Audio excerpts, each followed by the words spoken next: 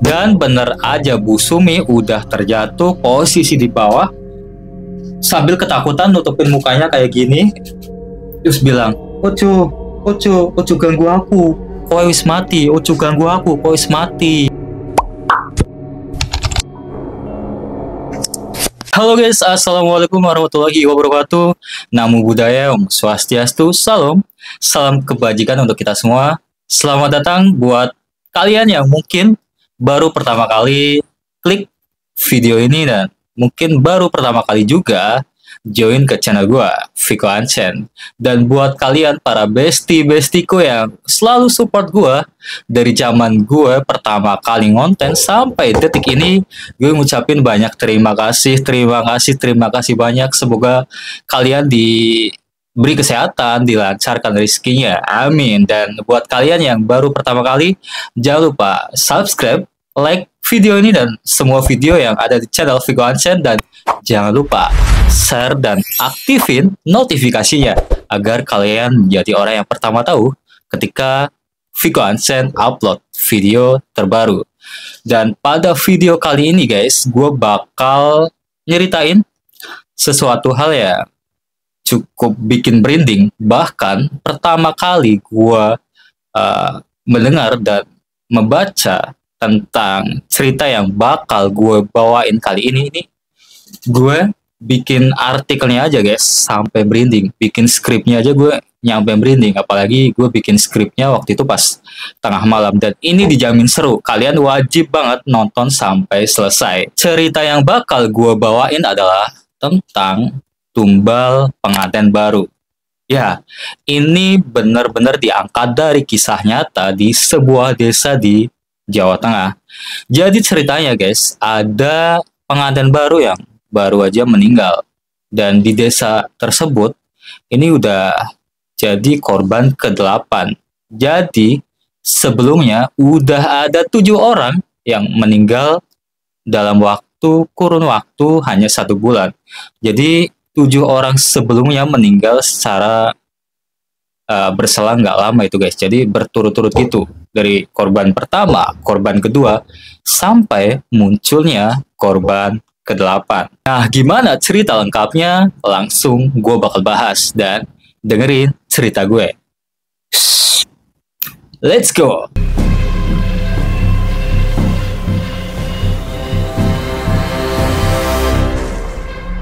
Nah, cerita berawal dari 2 orang pemandi jenazah di sebuah desa yang ditugasin untuk memandikan salah satu jenazah warga yang ada di desanya. Dan seperti 7 jenazah sebelumnya, jenazah ke-8 yang meninggal ini di bulan itu, ini pun cukup aneh guys. Dan lebih anehnya lagi, ke-8 jenazah yang dimandikan atau meninggal pada bulan yang sama ini sama-sama meninggal setelah selesai menikah, atau bisa dikatain sebagai pengantin baru. Cerita ini diangkat dari Twitter dari seorang penggiat horor bernama Restu Wira Atmaja. Mungkin buat teman-teman semua yang suka cerita horor udah nggak asing dan sangat familiar dengan sosok Restu Wira Atmaja ini. Dan buat kalian yang suka cerita horor, kalian wajib banget nih mampir ke Twitter si Wira. Dan cerita kali ini diberi judul sama si Wira ini ngunduh jiwa, atau bahasa tren sekarang adalah download nyawa. Ya udah deh, nggak usah berlama-lama lagi, kita akan kupas dan sebenarnya keanehan apa sih yang terjadi di desa tersebut. Jadi pagi itu ada seorang laki-laki yang berjalan ke sebuah gubuk. Dan di sana itu udah banyak banget orang yang datang ke gubuk atau rumah tersebut. Di sana terdengar suara tangisan dari keluarga yang nggak terima tentang kematian sanak saudaranya yang baru aja meninggal. Di sana semua orang sudah berpakaian serba hitam. Dan Pak Sumarji ini memang berprofesi sebagai lebe atau perangkat desa gitu ya. di desanya ini. Nah, ketika Pak Sumardi datang ke sebuah rumah, itu berarti bukan pertanda baik. Apalagi kalau Pak Sumardi udah bawa minyak, sisir, itu kemungkinan besar pertanda duka. Karena memang Pak Sumardi juga ditugaskan untuk memandikan jenazah di desanya. Ya, namanya lebih atau perangkat desa, kadang itu ditugasin juga untuk memandikan jenazah. Nah, karena kebetulan kali ini jenazahnya itu cewek atau wanita, Pak Sumardi nggak datang sendirian. Kali ini dia ditemenin sama istrinya yang emang udah sering untuk memandikan jenazah, khususnya wanita. Nah, sesampainya Pak Sumardi dan istrinya Bu Sumi di depan rumah jenazah yang akan disolatkan, mereka pun langsung disambut sama keluarga almarhumah. Langsung aja di situ Pak Sumardi dan Bu Sumi bertanya, gimana keadaan jenazah dan kapan mereka bisa mulai untuk memandikan jenazah. Kurang lebih obrolannya kayak gini. Pak Sumardi tanya, Pak, kapan kita bisa mulai memandikan jenazah?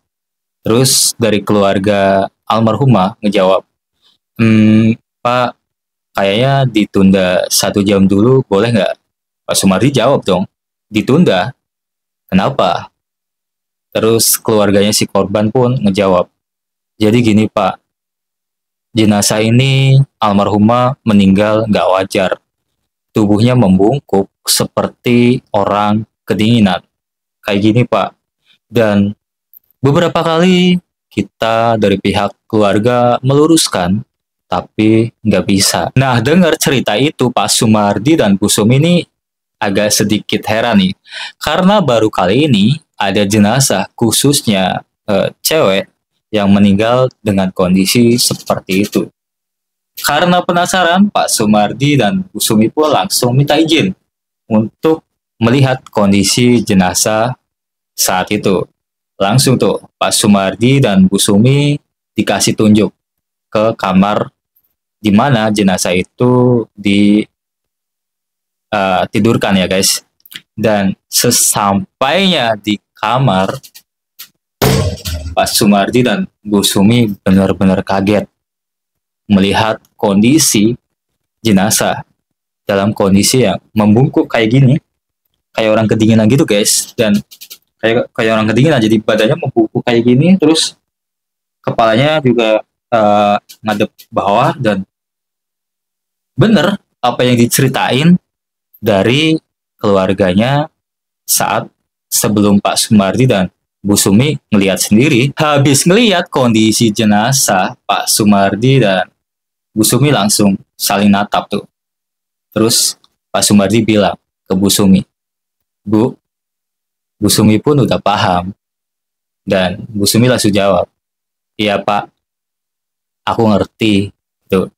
Dan mereka nggak melanjutkan percakapan itu. Dan langsung di situ Pak Sumardi bilang ke keluarga almarhumah untuk mengangkat jenazah ke tempat di mana akan dimandikan.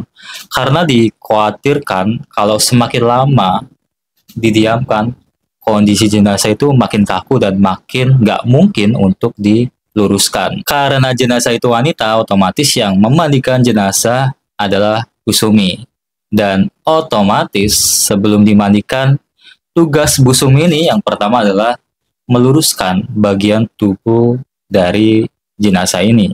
Dan tirai ditutup dan keranda jenazah juga udah disiapin. Bahkan orang-orang yang ditugasin nih buat makamin jenazah udah nanya mulu, kapan jenazah akan dimakamkan? Ya mungkin karena mereka setelah itu ada kesibukan lain. Sebenarnya Pak Sumardi dan Bu Sumi ini sesaat setelah melihat kondisi jenazah, mereka bertanya dalam hati mereka sih, sebenarnya apa yang terjadi sama jenazah ini? Apa yang telah dia lakukan semasa hidupnya? Atau mungkin siapa yang telah melakukan ini semua? Nah, selama proses memandikan jenazah, Bu Sumi ini ngerasa kayak lehernya kayak ada yang nekuk, kayak ada yang mukul-mukul gitu. Jadi berat guys, dan kayak ada yang niup-niup bagian lehernya gitu. Bu Sumi ngerasanya gitu guys. Ditambah lagi saat itu keluar bau busuk. Maaf, busuk banget. Maaf dari bagian kemaluan si jenazah. Tapi Bu Sumi saat itu ya mikirnya, mungkin itu emang bau busuk itu dari kotoran yang memang belum dikeluarin dari si jenazah ini. Saat itu Bu Sumi nggak mikir yang aneh-aneh. Nah setelah itu Bu Sumi olesin minyak ke telapak tangannya kayak gini. Terus bagian tubuh dari jenazah pertama kali yang Bu Sumi akan luruskan adalah bagian tangan. Dan benar aja guys, tangannya yang tadinya kaku jadi bisa diluruskan dan lemas. Setelah Bu Sumi kelar lurusin bagian telapak tangan atau bagian tangan dari si jenazah ini, Bu Sumi pindah tuh ke bagian kaki dari jenazah atau almarhumah. Dan saat Bu Sumi mulai mijet bagian kaki jenazah, Bu Sumi ini makin sakit guys, lehernya ini kayak makin ditekan-tekan gitu. Dan ya Bu Sumi udah tahu sih sebenarnya resikonya sebagai pemandi jenazah. Jadi Bu Sumi bakal ngerasain apa ya jenazah itu rasain. Singkat cerita, setelah 5 menit Bu Sumi berhasil lurusin bagian tangan, kaki, dan sekarang Bu Sumi harus lurusin bagian leher atau kepala jenazah ini. Karena kan tadinya kondisinya kayak gini ya guys, jadi kayak nunduk ke bawah ya kayak orang kedinginan gitu. Dan Bu Sumi pun bertanya dalam hati sebenarnya apa yang udah almarhumah ini lakukan, kok kondisinya kayak ditekan terus kayak udah ditekan terus diikat kayak gini lah pokoknya guys.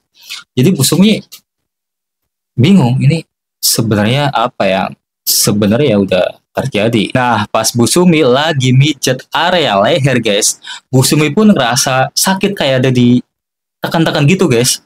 Dan Bu Sumi pun kayak nyampe astagfirullah, astagfirullah leherku. Otomatis dong suaminya Pak Sumardi yang ada di sebelah tirai pun bertanya, kenapa Bu? Bu, kenapa Bu? Terus si Bu Sumi ngejawab, rapopo Pak, dilamani kelar atau sebentar lagi selesai. Nah pas Bu Sumi ngelanjutin tuh mijet bagian leher, tiba-tiba keran yang tadinya nyala ini, keran di situ yang tadinya nyala, tiba-tiba mati. Kemudian Bu Sumi makin ngerasa sakit lehernya. Dan dia juga ngedengerin suara kaki kayak diseret-seret gitu guys. Dan pada saat Bu Sumi noleh ke arah pojok, di situ ada sosok hitam yang kayak natap Bu Sumi kayak gitu. Dan Bu Sumi ini yakin bahwa jadi posisinya gini guys, ini Bu Sumi depan jenazah dan di samping kirinya ini Pak Sumardi yang emang terhalang sama tirai, dan di sebelah kanan Bu Sumi ini kebun kosong guys, kebun kosong. Jadi Bu Sumi yakin itu nggak mungkin ada orang di sana gitu. Jadi siapa sosok itu? Otomatis Bu Sumi ketakutan dong, dan saat itu juga Bu Sumi mulai kayak baca-baca doa, baca-baca dzikir agar minimal dia itu tenang guys, karena emang kondisinya itu ketakutan saat itu. Dan selang beberapa lama tiba-tiba ada suara kaki lagi nih diseret, dan Bu Sumi langsung nunduk kayak gini. Kan di bagian bawah kelihatan ya guys, karena tirai nggak full, dan dia tuh nengok kayak gini dan lihat di samping dia ada kaki, dan kakinya itu mirip dengan kaki jenazah yang dia mandikan. Anjir, merinding gua. Ditambah lagi saat itu kedengeran kayak suara tulang dikeremas gitu loh guys. Dan Bu Sumi ini yakin suara itu tuh dari jenazah yang dia mandikan. Nah Bu Sumi yang tadinya nunduk kan guys, habis ngeliat kaki ini kayak, kan habis ngeliat kaki nih ke bawah, terus dia mikir kan dalam hati, kok kakinya sama kayak kaki jenazah yang dia mandikan yang ada di depan dia. Tapi pas dia angkat kepalanya, dia kaget guys.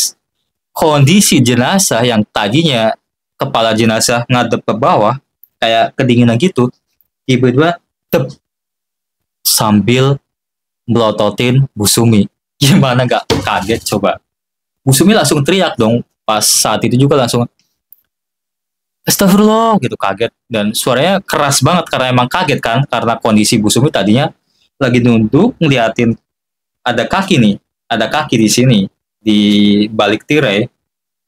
Terus tiba-tiba dia pas ngadep ke jenazah, kondisi lehernya udah angkat, terus jenazahnya melotot gitu.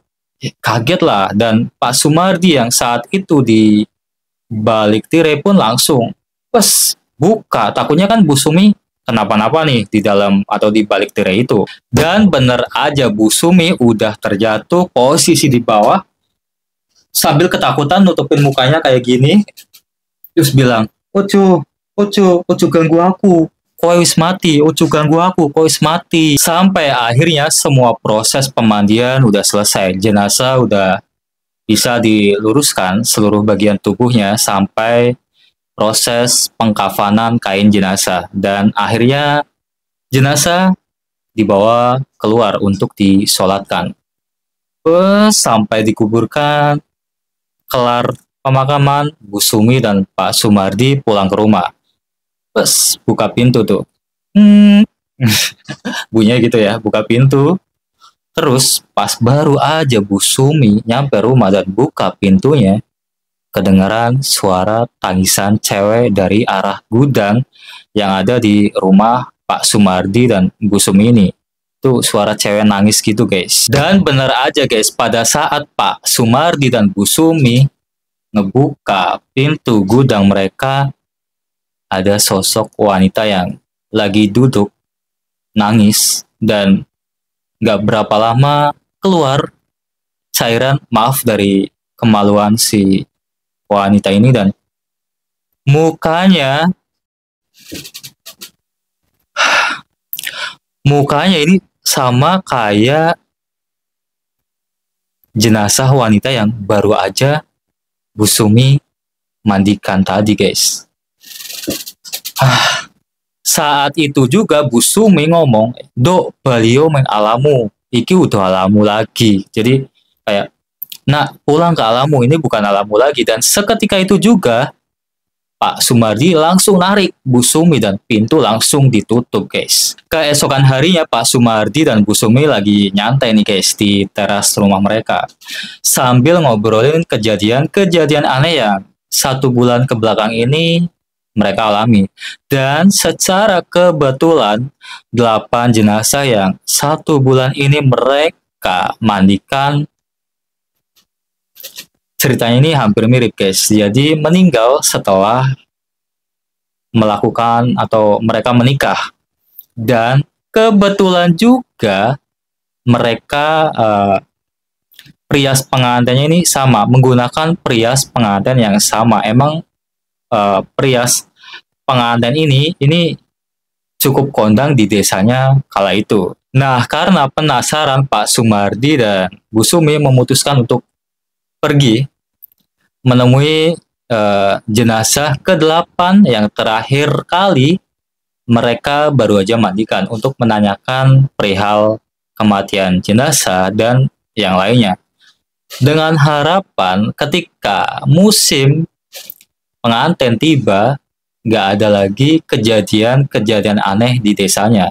Dan apakah Pak Sumardi dan Bu Sumi berhasil mencari tahu sebenarnya apa yang terjadi di desanya, dan apakah yang mereka pikirkan selama ini benar tentang kejanggalan dari si perias pengantin yang ada di desanya? Gue bakal bahas di part kedua. So, see you next video.